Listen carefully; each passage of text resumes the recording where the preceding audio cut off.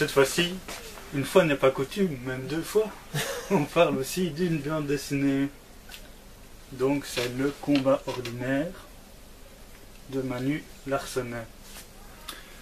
Donc Manu Larsenet, c'est un auteur de bande dessinée qui a commencé à être publié chez Spirou, donc que tout le monde connaît, tout le monde a déjà lu un Spirou. Et puis il a été publié chez Fluidiacial, la revue Fluidiacial. Donc je ne sais, la maison de production c'est Audi, je crois, Audi Productions. Ouais. Et là c'est de la BD essentiellement comique. Et là déjà Fluidiacial c'est déjà un peu plus méchant. C'est pas le journal bête et méchant, ça c'est Charlie Hebdo, mais c'est quand même un humour Plus caustique. Plus caustique, plus sexué aussi des fois. Ceux qui connaissent Edika voient ce que je veux dire, quoi. Il a participé aussi en faisant le dessin à Donjon, la série créée par Lewis Trondheim. Lewis Trondheim. Donc voilà, on adopte Lewis Trondheim, Lapino. Donc je montre un peu les dessins. Ok. Lewis Trondheim, donc créé par Lewis Trondheim et Johan Sfar. Johan Sfar, le chat du rabbin, je l'ai aussi, mais je ne vais pas me déplacer jusque-là. Donc, il a fait le chat du rabbin. Qu'est-ce qu'il a fait d'autre à part Donjon? Socrate le chien, c'est lui ou c'est Christian Blaine? Pas sûr, mais on va rien dire. Isaac le pirate, c'est lui ou c'est Christian Blaine? Je confonds. Isaac le pirate, c'est peut-être Trondheim, ça aussi. Non, c'est pas Trondheim. Ah bah alors ça doit être lui. Ok. Et il est aussi connu pour avoir publié un livre il y a quelques mois, avec des vampires. Je ne sais pas vous dire le titre de mémoire. Et il a aussi fait un film, Gainsbourg. Ah. Donc, qu'on vous conseille aussi, c'est quand même un bon film. Hein. Fabrice, tu ne l'as pas vu, c'est pas grave. On revient à Le combat ordinaire de Manu Larsenet. Donc, Manu Larsenet, il a fait Le retour à la Terre avec Ferry, Jean-Yves Ferry. Jean-Yves Ferry qui a été choisi pour scénariser le prochain volume d'Astérix. Et Ferry et Larsenet, ces deux larrons se connaissent très bien. Donc ce sont deux bons copains. Et dans cet album, Le retour à la Terre, donc je ne sais pas vous montrer, pas parce qu'il est trop loin ici, mais parce que je ne l'ai pas. Je l'ai lu à la bibliothèque. Ok. Là, dans Le retour à la Terre, c'est un peu la biographie par Ferry de son ami Larsenet qui dessine l'album.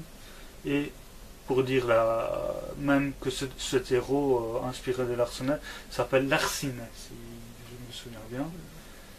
Ou Larsounet. Je ne sais pas. Fabrice ne sait plus. C'est pas grave. Donc en nom qui ressemble à Larsenet.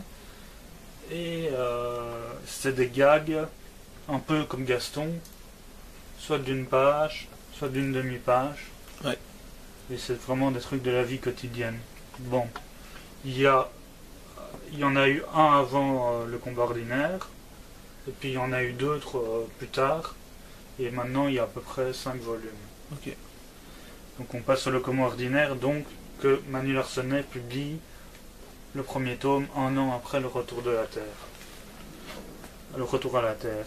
Il a aussi fait avec Trondheim, j'y pense maintenant, Les cosmonautes du futur, Oui. d'après un scénario de Trondheim, et donc où il a fait le dessin.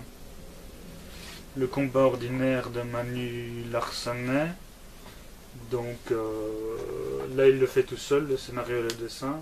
C'est aussi un peu autobiographique. Donc pour vous montrer le dessin un petit peu, quand même pas du dessin, c'est pas vraiment du dessin réaliste. Hein. Non, c'est plus... plus des caricatures. Ouais. Donc en fait on va voir... Même s'il garde la possibilité de mettre bien les émotions et oui, tout les à choses fait. comme ça. Mais Blast, point de vue dessin, donc ce qu'il a fait après Le combat ordinaire, Ouais. ce sont quand même des dessins plus développés. Ouais. Il dit s'être inspiré de Cosset, Jonathan, Barru, Edmond Fabrice. Là, c'est Tendre banlieue. Non, c'est pas ça. Aussi, Tendre banlieue. davantage.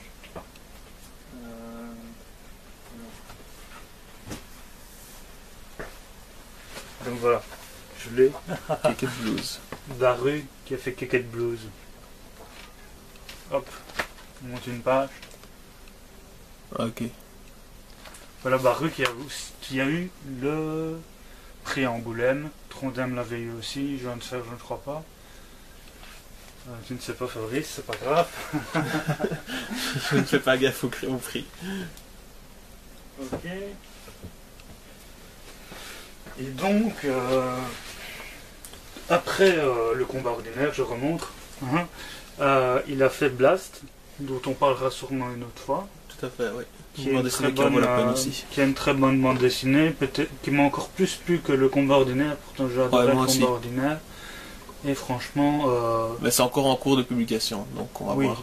Là, il n'y a que les 3 premiers tomes qui sont sortis. Est-ce qu'on vous montre un peu de Blast? Ouais. On vous montre Blast.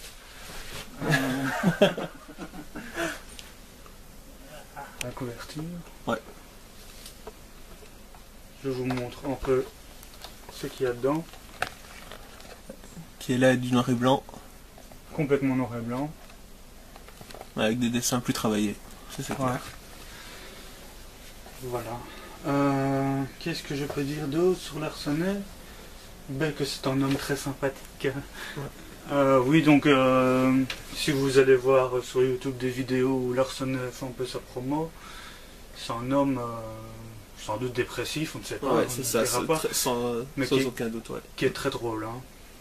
Qui est très drôle dans ses interviews. Donc voilà, on va un peu raconter l'histoire. Est-ce que pour toi, Fabrice, le combat ordinaire, il y a des influences cinématographiques Comme ça, je dirais pas. Est-ce qu'il y a des influences d'autres BD? D'autres BD, oui, sans doute. Mais... Est-ce que par exemple, tu pourrais dire que Manu Larsonnet a un type d'humour style Woody Allen? Pas vraiment. Hein. Non. Il est par contre fan des frères Cohen. Ouais, ça ressemble. Peut-être un petit peu plus des frères Cohen. Mais disons que dans les influences, il y a les personnes dont tu as déjà parlé, en fait. Lewis Strodem a publié aussi un peu des petites caricatures de sa vie quotidienne, fait le même genre parfois d'humour ou de référence. Et Larsonnet, même s'il a son univers à lui, a quand même pas mal de points communs avec, à mon avis, les auteurs. Tiens, que tu me fais penser. D'ailleurs, certains trouvent que Larsonnet est en plagiaire. Hein. Par rapport, certains trouvent qu'il a copié Trondheim. Ouais. Ou Blutch, je sais pas si tu connais Blutch. Ouais, je connais Blutch. Qu'il a copié Gossens, Daniel Gossens, je sais pas si tu connais. On va un peu montrer Daniel Gossens.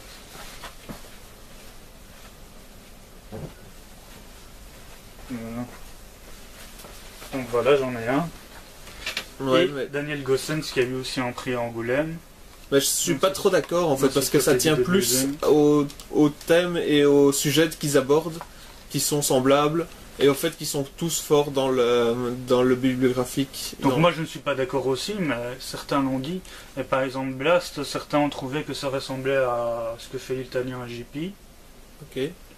Donc Larsonnet, c'est un peu, on va dire, le Tarantino de la BD.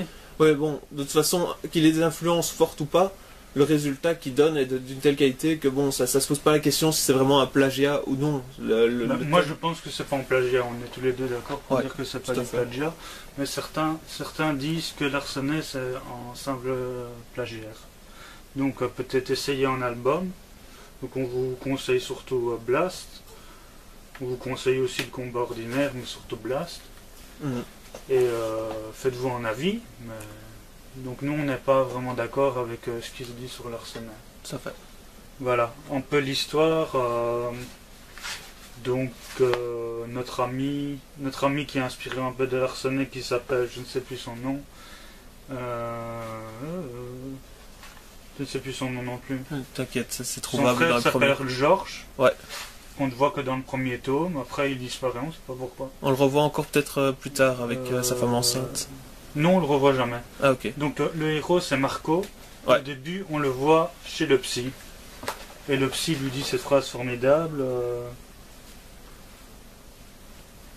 Ouais, lorsqu'il demande s'il est guéri ou s'il a Oui, besoin. il dit que qu'est-ce que vous avez de... Est-ce que vous êtes libre pour la fin de votre vie pour venir ici, quoi? Ouais, c'est ça, parce que selon le psy, il a des psychoses tellement profondes que bon, il devrait revenir à l'infini, Donc, quoi. on le suit dans sa vie avec ses parents. Il a un chat. Ouais. Lui-même est photographe en fait, Il est photographe. indépendant. Et il va rencontrer une vétérinaire dont il va tomber amoureux. Et plus tard, il va avoir des enfants avec, donc c'est pas un gros spoiler de vous le dire. Ouais. Mais Ouais, puisque c'est pas basé sur un scénario révolutionnaire, c'est plus sur les petites choses du quotidien. Oui, c'est un peu les choses de la vie, quoi. Et oui, le combat ordinaire, c'est la vie. Voilà, c'est ça. Et par exemple, il a une amitié avec un un vieillard paysan dans le coin près de chez ses parents. Mais il découvre peu après que ce vieil homme, en fait, qu'il apprécie énormément, a un passé militaire assez noir. Ouais. Et donc, un des enjeux, c'est de savoir un peu qu'est-ce qui est important dans la vie, si c'est son passé, enfin, si c'est le passé qui l'emporte, si c'est le présent, est-ce qu'on peut pardonner, est-ce que... Donc, oui. Et ce qu'on peut dire aussi, tant que je le vois, celui qui a fait les couleurs, c'est Patrice Arsenet, son frère. Ah, d'accord. Qui a fait aussi, il a fait des albums aussi où il a fait la couleur pour Manu. Et donc c'est vraiment tout mignon, quoi. Vous allez presque pleurer les scènes avec sa petite fille et tout ça. Oui, vraiment... parce que aussi ça reprend aussi pas mal des étapes du passage vers l'adulte et des responsabilités, puisqu'au début il est libre un peu de toute responsabilité, il est encore le grand ado un peu attardé, quoi. Et après qu'il rencontre sa compagne, il a tous les doutes du futur père ou de devoir emménager avec elle, de devoir être plus sérieux dans son boulot ou faire des concessions ou non, etc. Donc ça reprend pas mal de choses que tout être humain vit dans sa vie ou aux choix qu'on doit faire pour rester à l'adulte. Et bon, ici on peut montrer l'image avec lorsqu'il y a des crises. Ça, lui, on voit qu'il a clairement des crises d'angoisse. Et je pense que, comme on l'a dit tout à l'heure, l'Arsenet doit être... Oui, doit avoir des choses un peu similaires, parce que c'est aussi un thème qui est repris dans Blast. Moi, je me souviens qu'il avait dit lors d'une interview qu'il se tailladait les bras, hein, des trucs comme ça. Hein. Ouais. Je crois qu'il a été dépendant à l'alcool aussi. Et donc, pour donner une autre petite anecdote, il est fan de musique rock, Bruce Springsteen,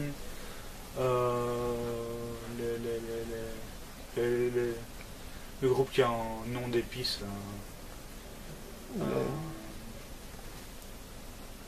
Ouais, je vois ce que tu veux dire, mais on retrouvera. On vous racontera ça quand on lira Blast. Quand on vous racontera Blast. Et voilà, donc moi ce que j'ai déjà entendu comme critique, c'est qu'il trouve, je ne dirais pas qui c'est, qu'il ne trouvait pas les dessins beaux. À nouveau, c'est un style graphique. Moi, je le trouve justement qui s'améliore fort au fur de sa carrière sur le dessin. Parce qu'au début, c'était plus des gribouillis qui mettaient les idées en avant. Ici, il accompagne quand même ça par une intensité graphique. Il faut juste... Si on peut me montrer une autre BD... Bah... par exemple... voilà. Une BD... regardez, une BD antérieure à Le Combat Ordinaire, c'est des dessins un peu comme ça. Hein. Ouais. Où là, je peux comprendre qu'on puisse ne pas vraiment accrocher au style graphique, mais bon, de toute façon, ce sera jamais du comics où ils vont faire des détails de beaux top modèles. Une BD complètement réaliste. Hein, voilà, ou alors basé sur justement le clinquant, sur la couleur, les héros top modèles, etc. C'est pas vraiment son genre, et c'est plutôt le côté psychologique et les idées qui sont mises avant. Moi, je crois que Blast risque plus de vous plaire, point de vue graphique, si vous n'êtes pas sensible à ce genre de dessin. Que vous préférez genre Giro, Herman, ce style-là, Bilal. Il y a des fans de Bilal aussi. donc le combat ordinaire a failli être adapté plusieurs fois au cinéma, mais Manu Larsenet a refusé, comme le Retour à la Terre. Ouais, je crois que c'est quelqu'un qui est comme fort peu commercial quoi dans non, son mais il idée. voulait faire un dessin animé avec. Ok. Il voulait pas faire ce que Johann Sfar a fait avec le Chat du Rabbin, il a fait un dessin animé. Et bonne nouvelle, pour ceux qui aiment Manu Larsenet et Blast, il compte réaliser lui-même le film. D'accord.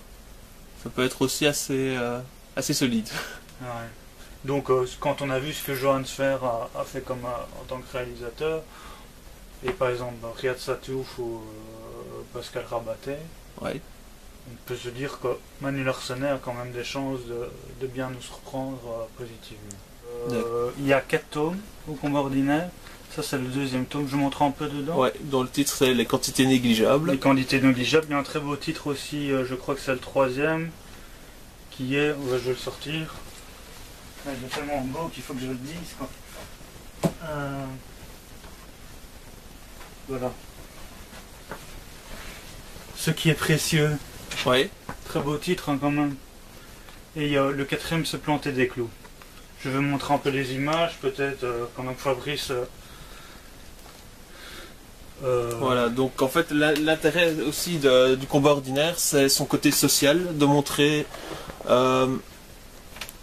la disparité entre ce qu'on demande de nous dans le monde du travail et en fait le rythme trépidant qui est une des causes par exemple de l'angoisse de Marco dans ses BD, et aussi le rythme beaucoup plus cool de la campagne et le côté... la possibilité pour les anciens, pour ceux qui vivaient dans l'usine dont le père de Marco dans laquelle le père de Marco a travaillé pendant toute sa vie, de conserver leur boulot, de continuer à comprendre ce qui se passe dans le monde. Pour eux, c'est un monde qui est devenu fou. Marco est assez d'accord avec eux, mais donc l'intérêt du combat ordinaire, c'est de montrer un peu l'évolution de ces personnages qui sont un peu perdus dans le monde actuel. Et donc de cette constellation sociale qui se fait un peu automatiquement parce que c'est leur mode de vie qui disparaît. Et en tant que photographe, justement, Marco a un rôle un peu privilégié de pouvoir rester en tant qu'observateur, puisque lui ne dépend pas forcément de ces usines, de ces choses-là, et peut montrer cette réalité qui évolue et qui se dégrade pour les personnes, ces quantités négligeables, comme il est dit. Et il va pouvoir montrer... Enfin, un peu utiliser leur situation pour faire une exposition de photos sur le sujet. À un moment donné, il y a une exposition de photos de dessins d'enfants aussi. Je crois bien, oui. C'est plus tard dans C'est plus tard ou un album centré sur sa fille. Ouais. Donc planter des clous. Tout à fait. Voilà. Donc voilà, le côté contestation sociale sera aussi repris toujours dans Blast, mais là d'un côté beaucoup plus anarchiste, puisque le personnage est déjà revenu de tout, il n'a plus aucune espérance sur rien, et on n'aura pas plus le point de vue de sa famille, de ses amis, etc. Ce sera vraiment la personne qui veut vivre en dehors de la société. Ici, Marco, même s'il n'est pas satisfait de sa vie ou de la société, reste dedans et essaye quand même justement de poursuivre le combat, de garder de pouvoir continuer à chercher le bonheur parmi les autres. Au contraire de Blast, où le personnage principal va se retirer de tout pour essayer de enfin trouver son bonheur à lui. Voilà. Ok. Donc on vous conseille ardemment le combat ordinaire et presque toutes les œuvres de Larsenet. Il y en a que je trouve moins bonnes, mais je crois que c'est meilleur. C'est quand même. Voilà, Blast. Je pense qu'il a une progression et que maintenant il arrive dans des œuvres plus majeures. Blast c'est son meilleur. On va voir ce qu'il fait après, parce que la Blast il a mis la barre assez haute. Ouais. Le combat ordinaire, on vous conseille un deuxième. Le retour à la Terre aussi, Ouais. avec son comparse Ferry. Et donc les autres albums, c'est plus des albums vraiment pur comiques. Quoi. Donc si vous aimez l'humour, pourquoi pas. Hein. Mais ça, il y a dans le combat ordinaire, dans Blast, le retour à la Terre, il y a quelque chose en plus. Voilà.